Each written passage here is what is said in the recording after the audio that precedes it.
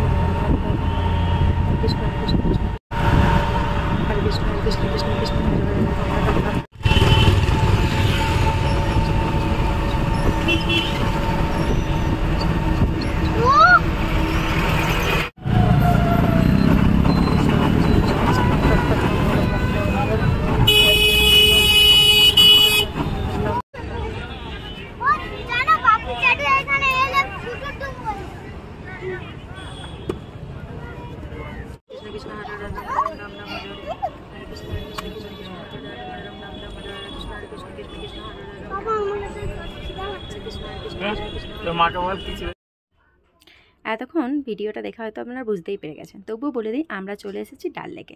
ডাল লেকে আজকে আমরা আবার শিখাটা রাইডিং করব। প্রতি মাসে প্রায় একবার দুবার করে আসা হয়ে যায় ডাল লেকে, কিন্তু এইবারে গ্রামের বাড়ি থেকে ঘুরে আসার পরে একবারও ডাল লেকের শিখাটা রাইডিং করা হয়নি।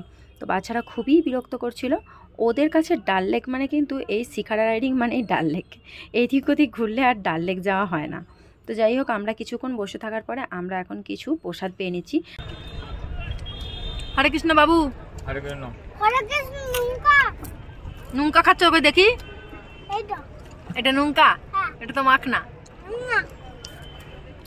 ম্যাডাম মহাশ্বেতা দেবী মাতাজি, হরে কৃষ্ণ।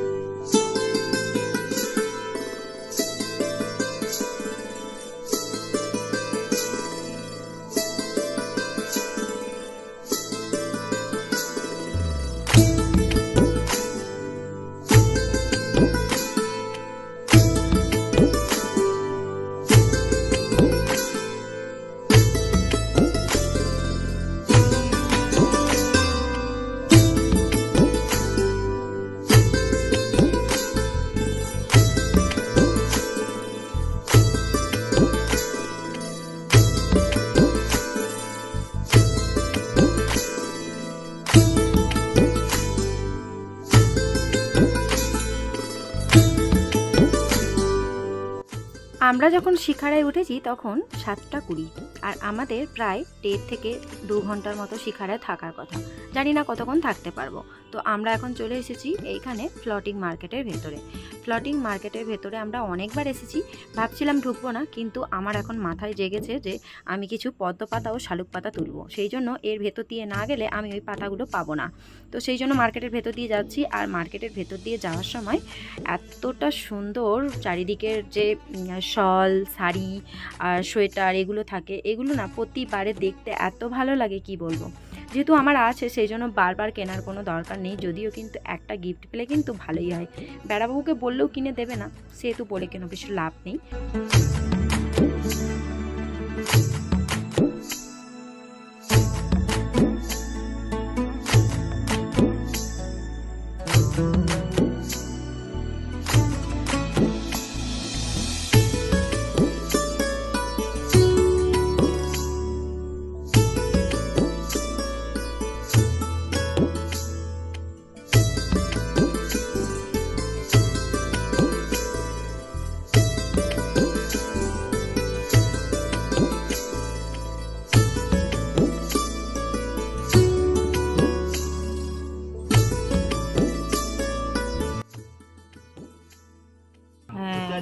ডাল লেক যেমন সুন্দর তেমন এখানকার মশাগুলোও সুন্দর, যেমন খুশি পারে তেমন করে রক্ত খেয়ে নেয়।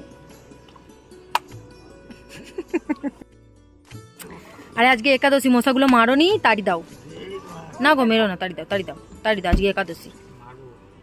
মারতে নেই এই মানু।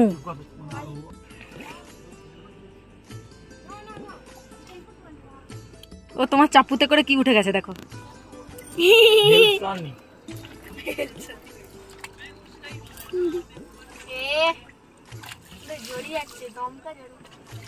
এখানে প্রচুরে আছে, চাপু থেকে ছাড়া ওগুলো।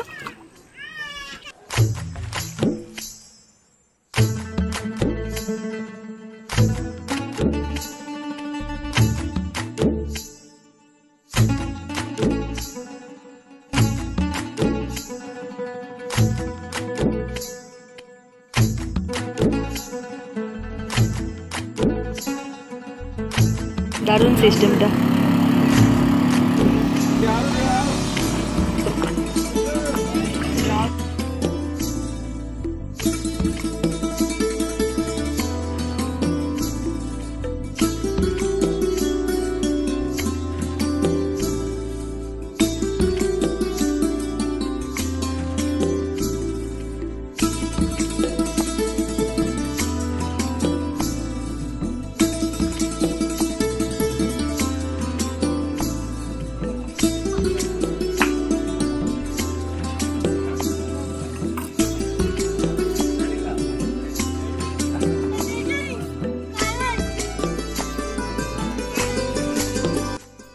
ডাল লেকে, লেকের মধ্যে এরকম ফ্লোটিং প্লান্টস আপনারা অনেক দেখতে পাবেন, যেগুলো জলের মধ্যে ভাসমান, নিচে কোনো মাটি নেই, এরকম অনেক চারিদিকে হয়ে আছে।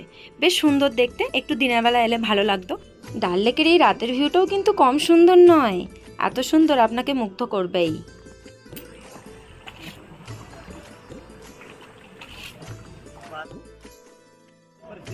আর কিছুক্ষণের মধ্যে আমরা নেমে পড়ব। আমরা উঠেছি 8 নম্বর ঘাট থেকে, আর 8 নম্বর ঘাটেই কিন্তু গিয়ে নেমে পড়ব। আর কিছুটা দূরেই কিন্তু তুমি ছোট বাচ্চা মানুষ। যাই হোক, বেশ ভালো লাগলো। এরপর কিছু এখানে পদ্ম পাতা কালেক্ট করেছি, যেটা আপনাদেরকে বাড়িতে গিয়ে দেখাবো। আর এই রাতের ভিউটা খুব সুন্দর।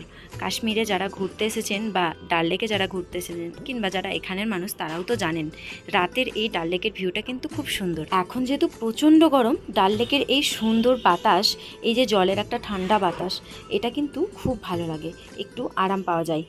আর সেই জন্যই আমরা সন্ধ্যাবেলা চলে গেছিলাম। তবে নেক্সট কোনো একদিন আপনাদের সঙ্গে এই হাউসবোটগুলোর ভেতরের ভিউটা শেয়ার করব। কারা কারা দেখতে চান এই ভেতরের ভিউটা অবশ্যই কমেন্ট করে জানাবেন। চলুন, আর কিছুটা দূরেই কিন্তু আমাদের গন্তব্য। এই যে দূরে, আগে চলো তারপর বলবো। इस घाट पे